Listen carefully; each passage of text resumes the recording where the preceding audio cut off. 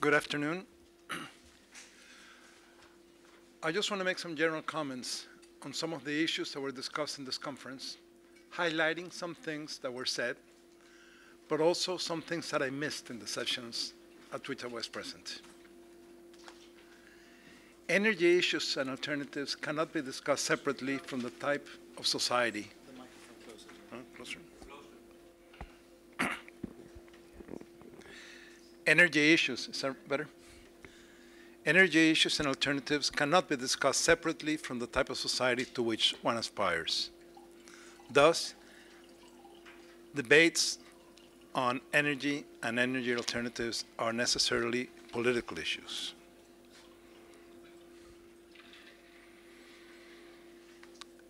One basic issue that has to be recognized is that unlimited growth is not possible in a limited planet.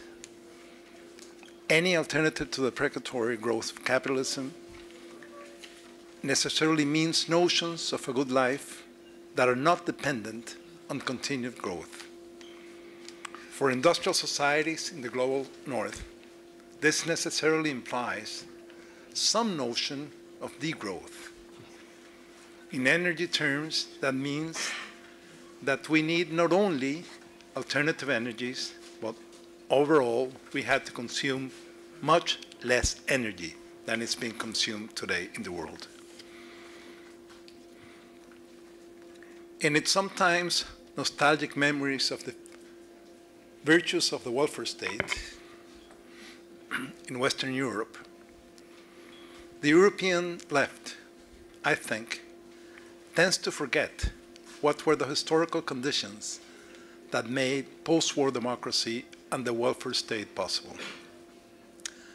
Apart from the geopolitical competition with the Soviet bloc, apart from the historical competition with the Soviet bloc, there were two economic and geopolitical conditions that were extremely important. The first is the privileged position that Western Europe, and in general the industrialized North, had in the international division of labor and nature, which allowed the North to concentrate a large proportion of the global wealth. And this was only possible through colonialism and imperialism. And two, this prosperity and this class conciliation that made the social democratic state, the welfare state possible, was based on an unlimited, apparently unlimited, supply of very, very, very cheap and easily accessible fossil fuel. Thus, the debate on alternatives to the present European crisis has to go beyond the austerity or economic growth as the only possible ways out. If we want a world of global democracy and environmental justice,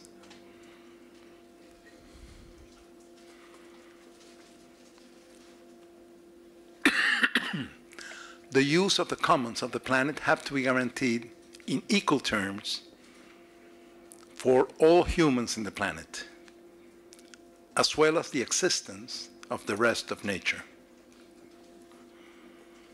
Rights that cannot be extended to all, say a certain amount of liters of water per day per person,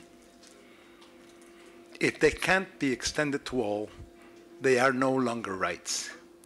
They become privileges.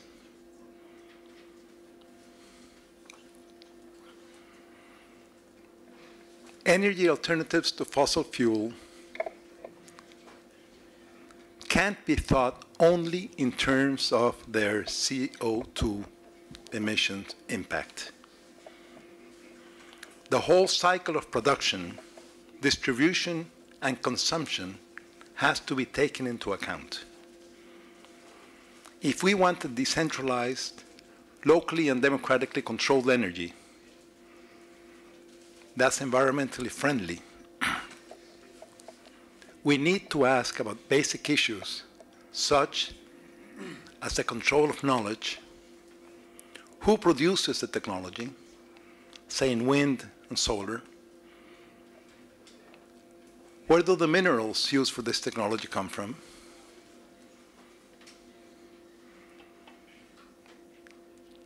can we be satisfied that we have a democratically controlled, decentralized, environmental friendly technology if we do not know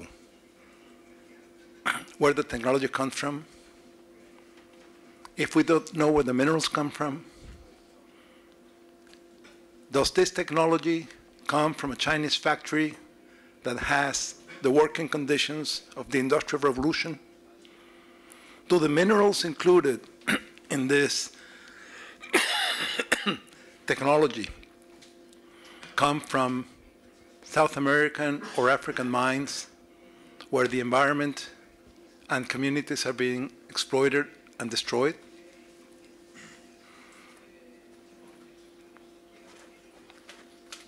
The transition to a non-carbon economy as a non-growth economy is not a question of choice. They are a consequence of the limits of the planet. But it could be democratically managed, sharing the needed sacrifices, or it will come anyway, but it will come as a global trauma. A trauma in which the rich and the powerful will do everything, first to postpone the crisis as long as possible, and then to protect themselves in islands of welfare, as we already see in the world today, and as we see in the racism of some sectors of the right in Greece today. And that will inevitably lead to extreme levels of violence. In the case of gold production and oil production in Greece, this is the moment to act. Even if it's not the best conditions, because of a situation of crisis in which people tend to become desperate and are willing to bet on any alternative that seems to be a way out of the crisis. But talking from a Venezuelan experience, I can tell you that once an activity like oil production has been firmly established in the economy, in the political system, once a rentier economy has been established, once a model of state and participation has been established based on oil, it is extremely difficult to do away with it. In the present Venezuelan process, all attempts to democratize society, all attempts to carry out the constitutional mandates in terms of the recognition of the plurality, the cultural plurality of the country, and in terms of the creation of autonomous grassroots organizations by different sectors of Venezuelan society, face the block, the limit of a model of state, of a model of economy, which is the oil economy. So this is the moment in which these issues have to be debated with urgency before they are assumed as common sense, as the only way out of the crisis. Thank you.